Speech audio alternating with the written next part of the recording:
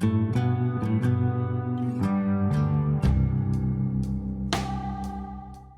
Cappellino is one of Nashville's most respected studio professionals, with credits including Brad Paisley, Alison, Krauss, and Dolly Parton. This time, see how the Grammy-winning engineer-producer works as we sit in on a vocal recording and comping session with singer-songwriter Heather Bond. If I called, would you come home to me? Hello, I'm Neal Cappellino, and we're here at the Doghouse in Nashville, Tennessee. And today we're going to record a vocalist and go through the comping and editing process and talk about the rest of the processing that happens to a vocal track.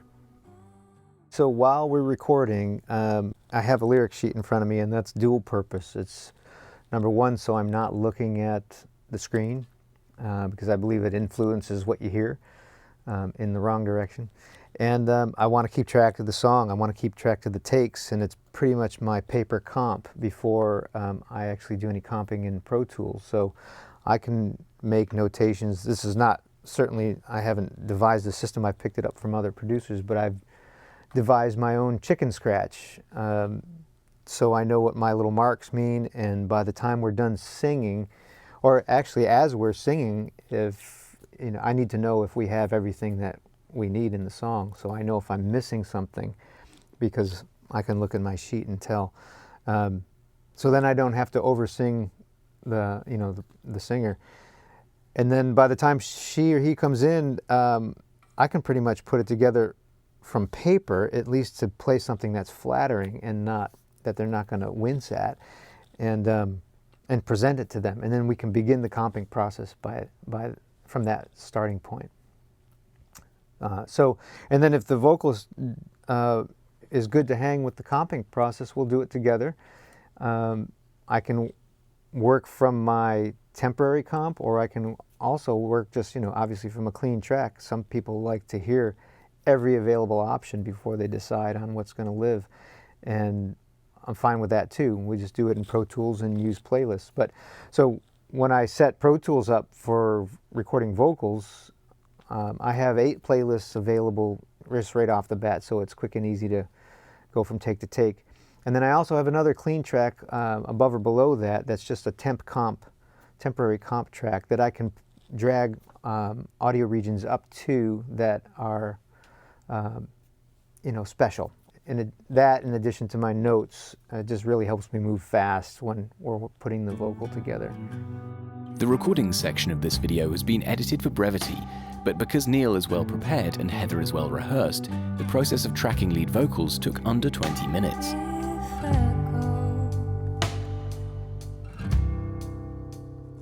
Would you come to me? If I called, would you come home to me? I've been crying for too long. I've been lying to myself for so long, for so long. Keep going, are we doing sections? Would you leave her for me? Beautiful. Cool. Feels great. All right. Is there anything that you're trying to get away from in the headphones? Guitars or? No, the mix is great. Okay. You want to run it again? Yeah, I'm fine just running it again. That's cool. Okay. Thanks. Would you leave her for me? And I've been crying for too long.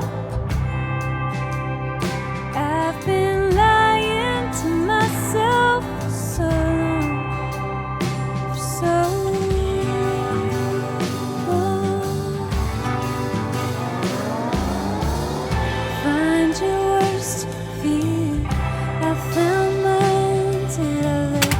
Very nice. Do you feel like there's any parts that you're missing or wanting to hit separately? Maybe the bridge. By the time I get to the bridge, I feel like I've run out of breath, and so that might be a good place to punch. Okay. Yeah. You want to just run up to the bridge, Sure. and then we'll stop, and you can take a breather and take it from the bridge on out, sort of Okay, thing? that sounds good. Okay. Yeah. I've been lying to myself for so long, for so long.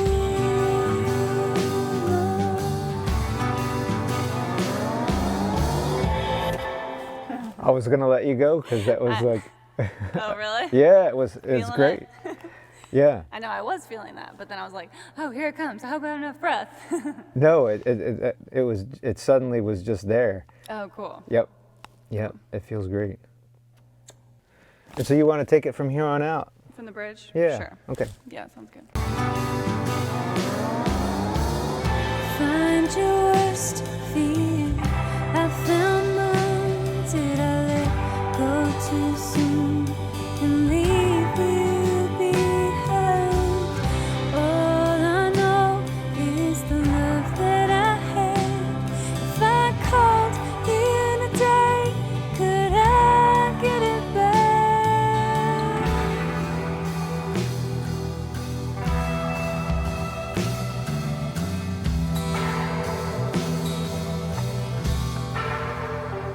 I've been crying for too long.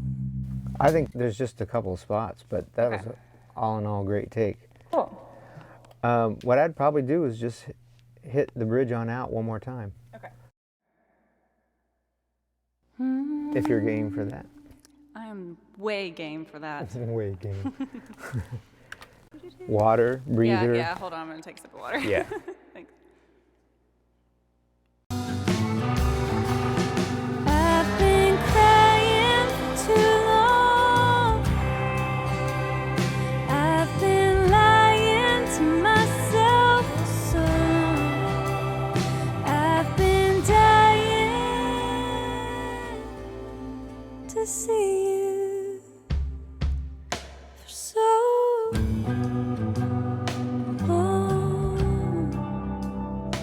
For so long.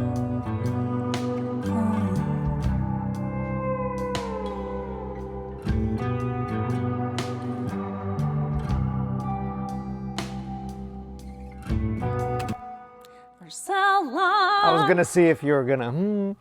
Oh, yeah, I should have done a little. I stopped you before. I could do that. If you're up for it, let's go for the down chorus. Yes. I feel like that's kind of a special place. There. Yeah. Am I enunciating enough in that? Like, can you understand what I'm saying all right? I can. I mean, if you Okay. feel like you're maybe getting lip lazy, then articulate it. But it feels good to me. Okay, cool.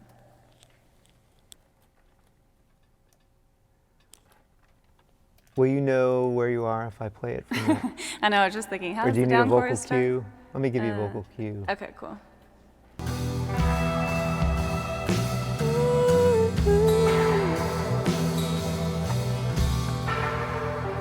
I've been crying for too long. I've been lying to myself for so long. I've been dying to see you for so long.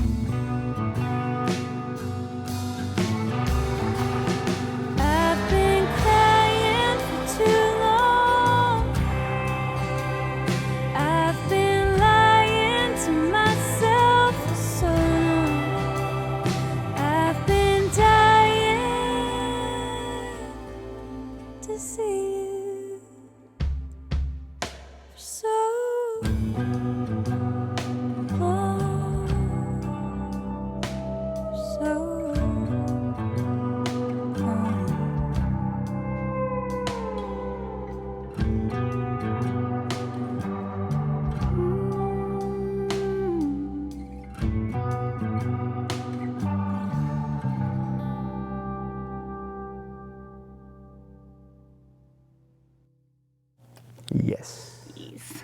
Congrats. Yeah, that was. I felt you were present on that down chorus. Cool. Okay. Yeah. Yeah. I think we have it. Okay, great. Want to come in? Yeah. Okay. I put together from my little comp sheet here most of it, the bulk of the comp, but subject to your approval. So if there's, like, what catches you in your voice where you hear something and go, not that, please? Yeah. What? At first, it's usually pitch Okay. and breath, and they kind of go together, I guess. Like because running out of breath. Yeah, if I start to lose my breath, then my pitch will waver. Yeah. So that's usually first listen. If there's a pitch thing, I like to fix that right away. Do you like to be in the room? For the comping process? Yeah. Oh, it depends on how long it takes, Yeah. I guess. Yeah. I think I'm really good at saying what I don't like, but I have a harder time deciphering between what I do. So what if, this would be really quick. What if I just Yeah. play and you flag me when you hear something where we need to go looking? Okay. And I'll play you what I have or what I think is Sounds good. a good performance. And then we'll dive in. Great.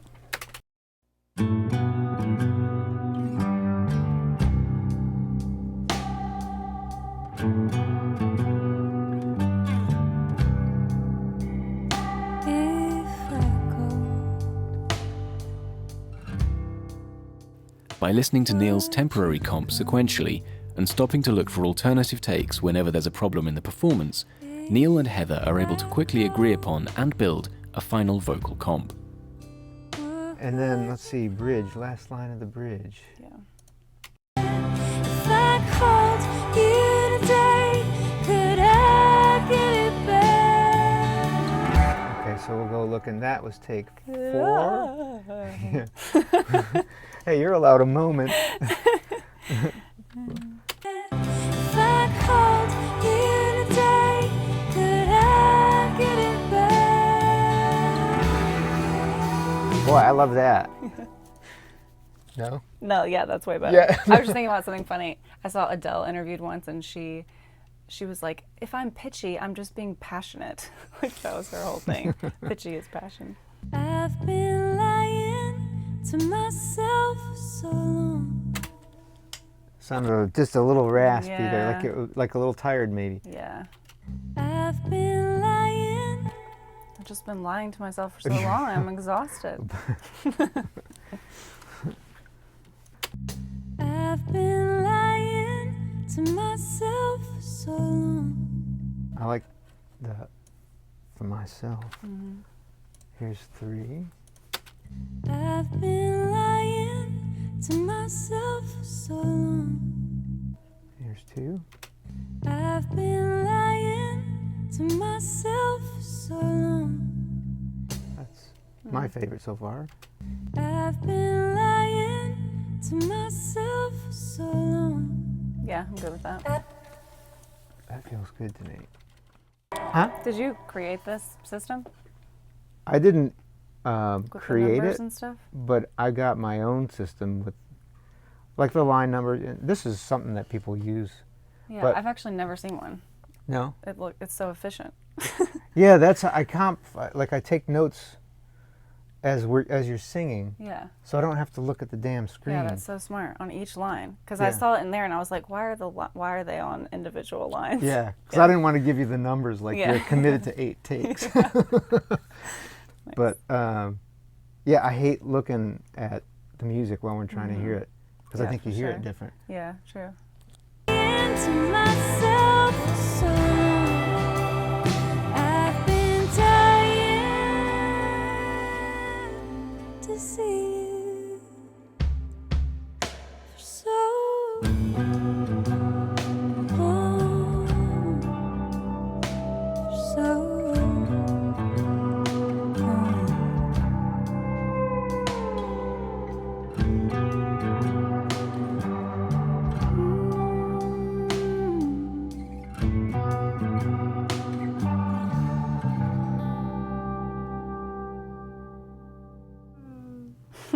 That's great. Yay. You like it? Yeah, I do.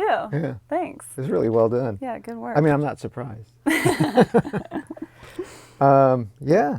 So I'm trying to think of like what I would do from here, but not much. You know, just Slow-mo high five. you know, we get into, you know, what do you do for the track after that? If you're just delivering it to somebody else to mix, then it depends on what they want. But if I'm handling it through to the end, we'll get into treatment. That can be everything from compression and EQ to pitch correction if needed. Popular topic, pitch correction. How do you handle it? How do you treat it?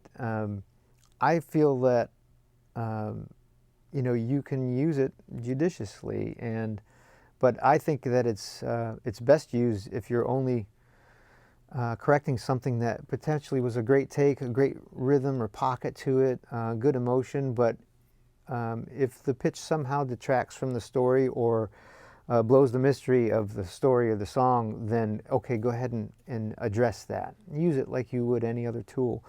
But by default, we just don't go into, okay, now we're going to tune before we move on. It's just not the way I think it should be done, especially with a good vocalist. And a lot of times as you listen, just keep listening back, and if there's one spot or two spots that keep catching you and pull you out of the song because of pitch, then by all means, go get it. And otherwise, you don't need it. Well, after the comp, you know, you want to make sure everything's clean. Right now, I just have a little bit of compression. We recorded that with no EQ, no compression. So now I've got it through the TubeTech CL1B, and I've got a little bit of EQ from the console, a little bit of top end, and I'll probably do a high pass. And you know, once it's done, that's all it may need. I like to do a lot of manual volume automation or volume rides and manual de-essing. So I try to minimize the amount of plugins that I'm using to process a vocal track, and to me, I think incrementally it helps keep it the fidelity intact. Also, I do want to say a word about printing levels. I think if you get a shot of the screen or the screen capture, you'll see that my printing levels are modest, and I would encourage everybody to use modest gain going into your recording device for two reasons. One, it helps you have headroom for louder dynamics, and number two, you have to be mindful of the output stage of your last device in the chain before you go to the converters. And because we can print digital full scale doesn't mean we should. In fact, a lot of analog output stages are not devised to drive that kind of level. Tube stages, some things will just distort even before you hit digital full scale. So I'm fine with a little above middle of the scale. If we're -18, if we're -16, in the body of the song that leaves room, you're getting good enough signal to noise ratio if you have a clean signal path. That's important.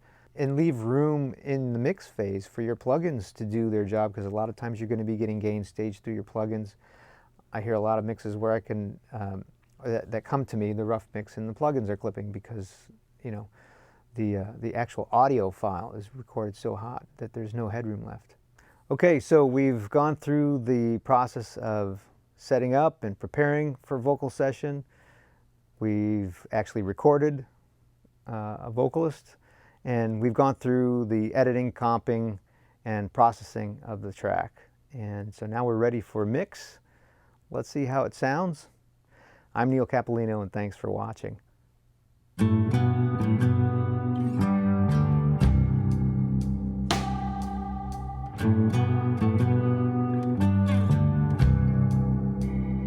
If I called,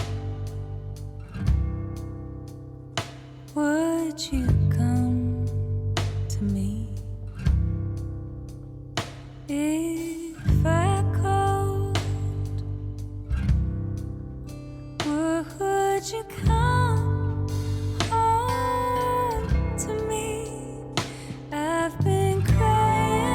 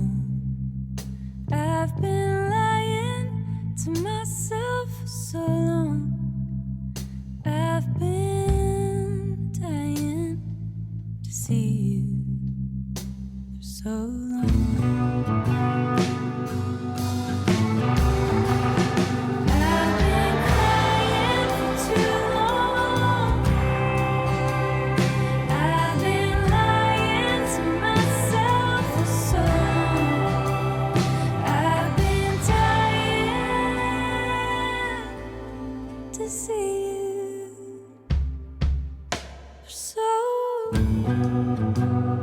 long.